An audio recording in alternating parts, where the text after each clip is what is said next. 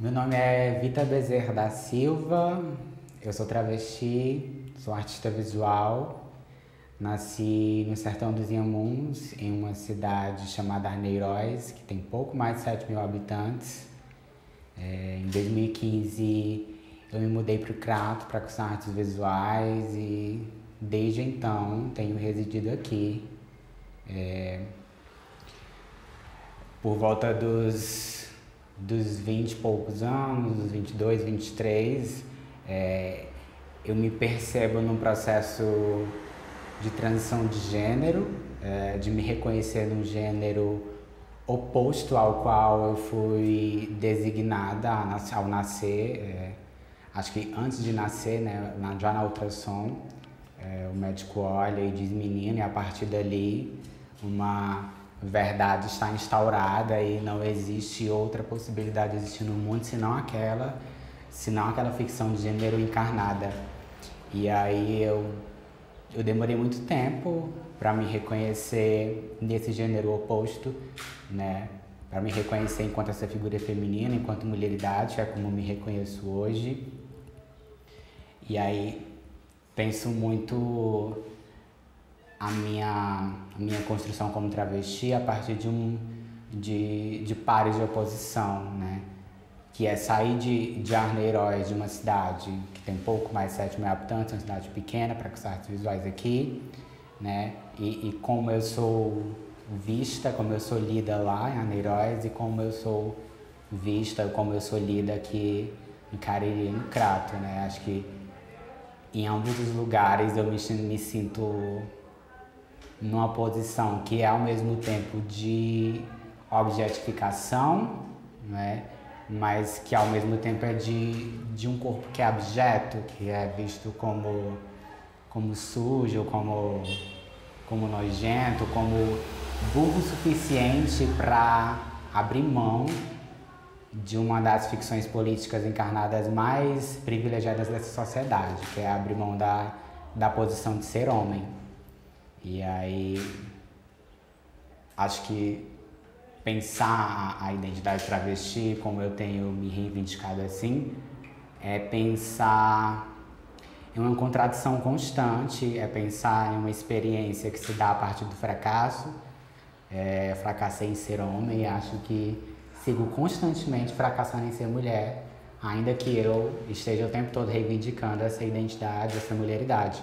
Porque eu saio na rua e não sou lida enquanto tal.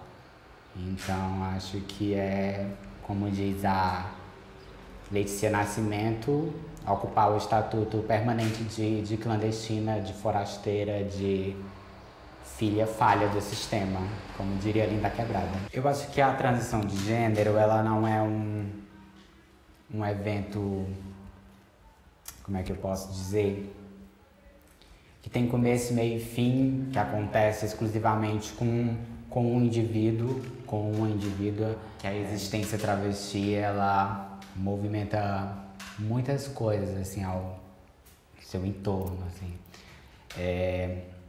A família, os amigos, assim, toda a sociedade em volta, assim, não é a mesma, assim, depois do processo de transição de gênero.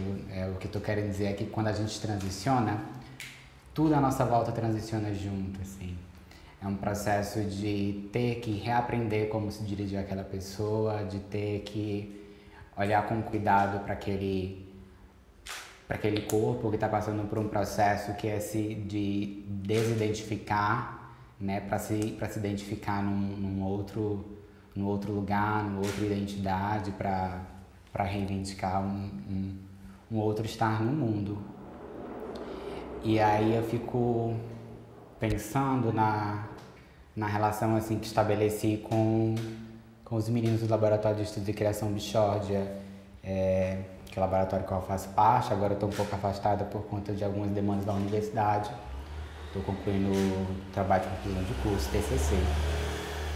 E aí, quando eu conheci eles, eu ainda não me identificava como travesti, me identificava como um homem gay. E aí eu lembro que todas as nossas questões, assim, elas sempre tendenciavam para esse lado, porque todas nos reconhecíamos como os homens, como gays. E aí, a partir do momento que eu transiciono de gênero, que elas assistem tudo isso, que eu transiciono de gênero debaixo dos olhos delas, eu consigo trazer para dentro desse laboratório, para dentro desse agrupamento, desse ajuntamento, questões outras, né, que a gente não pensava ou que a gente não debatia porque de certa maneira não nos atravessava.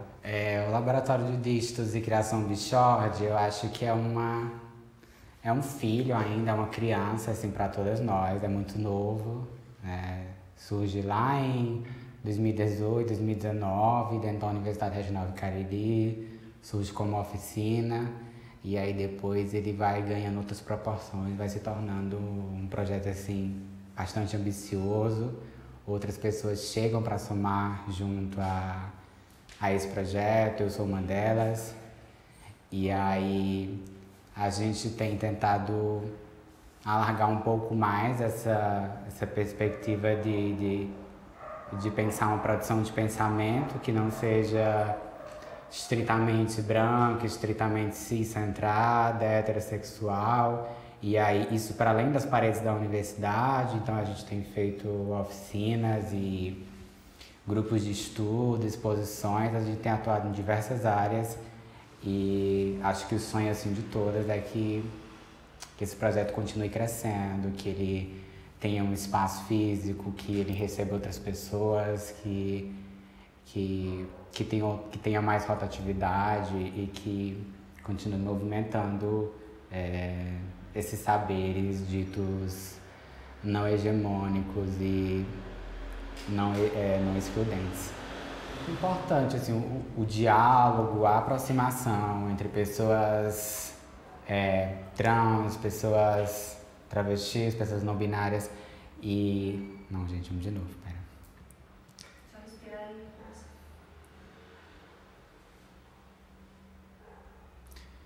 É muito importante a gente sempre pensar, né, a aproximação e o diálogo de travestis, transexuais, pessoas não binárias e pessoas cisgêneros, assim. Não tem como a gente ficar o tempo todo pensando assim, como as travestis se aproximarem dessas pessoas, como as pessoas transgêneros se aproximarem das pessoas cisgêneros. É um movimento que precisa ser contrário, são vocês que precisam se aproximar da gente. Assim. Foram vocês que nos excluíram historicamente, foram vocês que nos colocaram à margem, foram vocês que se recusaram a se nomear historicamente por não se nomearem, nunca se estudaram. Então, quando a gente fala de branquitude, quando a gente fala de cisgeneridade, são dois conceitos extremamente caros, porque acho que pela primeira vez são as vozes subalternas nomeando a norma e dizendo vocês são a norma, né? E expondo as ficções que constituem vocês, né? E que nos afastam assim de um espaço que é de humanidade, assim. Eu fico pensando na aproximação das travestis, né? Das pessoas transexuais, pessoas não binárias, com o feminismo, assim, né? E aí é pensar o transfeminismo, assim. O transfeminismo é essa aproximação das travestis com o feminismo, com a teoria queer, mas é preciso que haja um acolhimento que ele é de via de mão dupla, assim.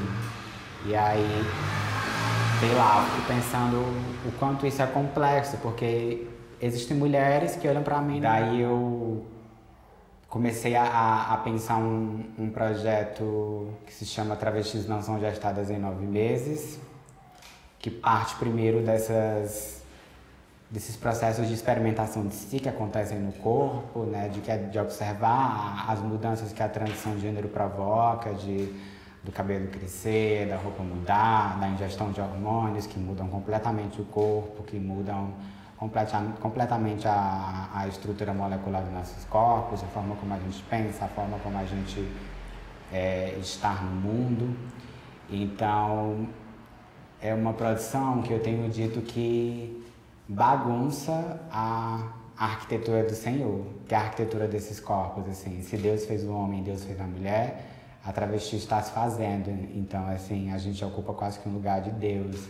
Então, tem um lugar, assim, bastante profano nessa produção.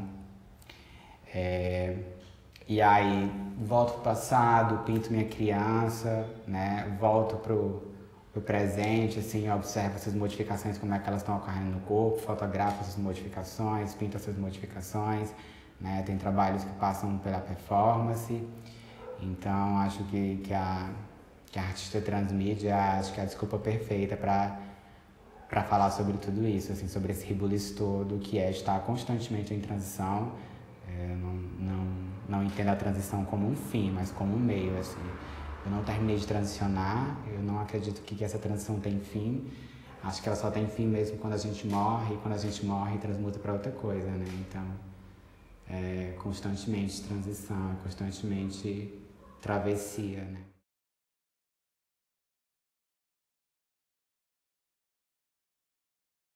Não consigo precisar dia e hora nessa noção de um tempo cronos quando comecei a renascer travesti, assim como querem constatar com precisão em nossas certidões de nascimento.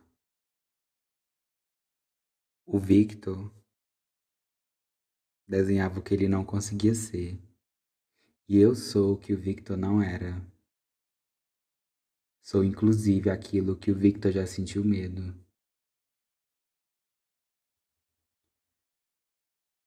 Às vezes me pego pensando, quando Quando ele percebeu que estava gestando uma travesti? Quando? Quem gesta uma vida travesti, gesta por 9 meses? Ou será que eu fui gestada durante 23 anos?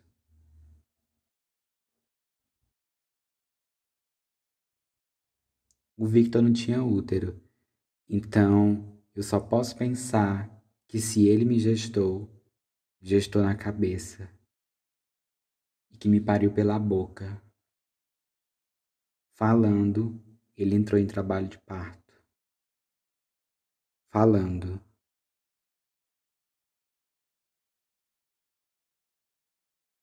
É muito importante a gente sempre pensar, né, a aproximação e o diálogo de travestis, transexuais, pessoas não binárias e pessoas cisgêneras, assim.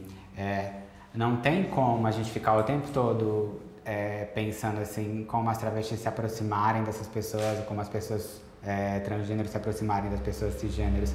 É um movimento que precisa ser contrário, são vocês que precisam se aproximar da gente. Assim, foram vocês que nos excluíram historicamente, foram vocês que nos colocaram à margem, foram vocês que se recusaram a se nomear historicamente por não se nomearem, nunca se estudaram. Então, quando a gente fala de branquitude, quando a gente fala de cisgeneridade, são dois conceitos extremamente caros, porque acho que pela primeira vez são as vozes subalternas nomeando a norma e dizendo vocês são a norma, né? E expondo as ficções que constituem vocês, né? E que nos afastam, assim, de um espaço que é de humanidade, assim. Eu fico pensando na aproximação das travestis, né? Das pessoas transexuais, pessoas não binárias, com o feminismo, assim, né? E aí é pensar o transfeminismo, assim.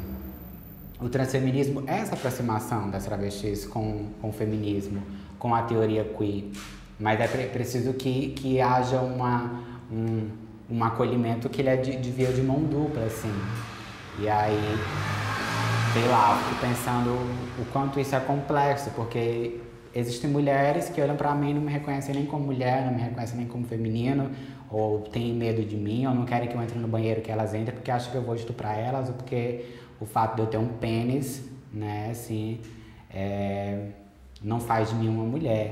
Uma mensagem final, uma palavra final, um desejo, uma utopia.